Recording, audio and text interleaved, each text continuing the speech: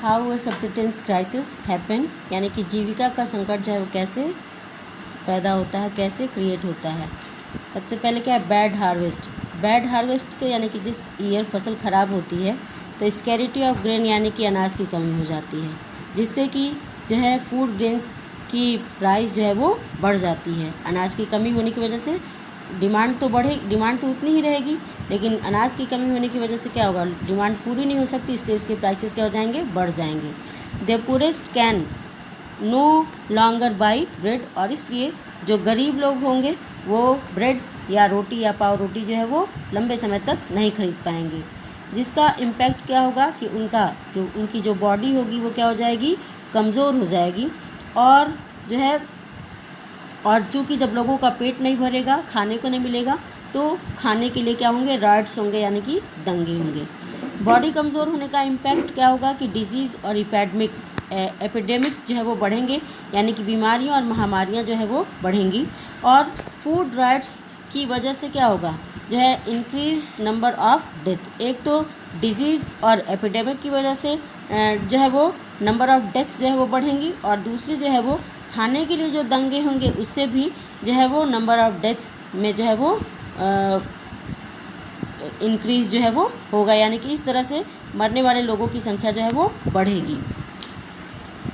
A growing middle class envisages an end to privilege, यानी कि जो है उभरता हुआ एक जो ग्रोइंग मिडिल क्लास था, जो उभरता हुआ मिडिल क्लास था, उसने विशेषाधिकारों की, इन्विसेस का मतलब क्या है, कल्पना करना, इमेजिन करना, एन एंड टू प्रिविलेज, उभरते हुए मिडिल क्लास ने प्रिविलेज यानी कि विशेषाधिकारों के अंत की कल्पना की।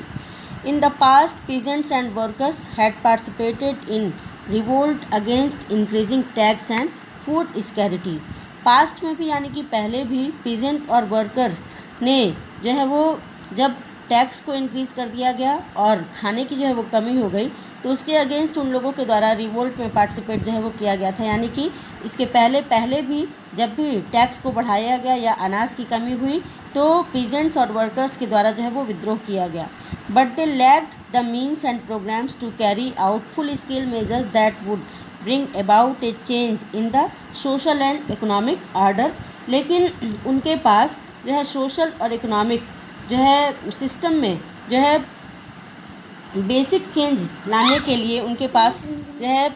मीन्स और प्रोग्राम्स यानी कि साधन और कार्यक्रम जो है वो नहीं थे, यानी कि उनके पास साधनों और कार्यक्रमों की क्या थी, कमी थी।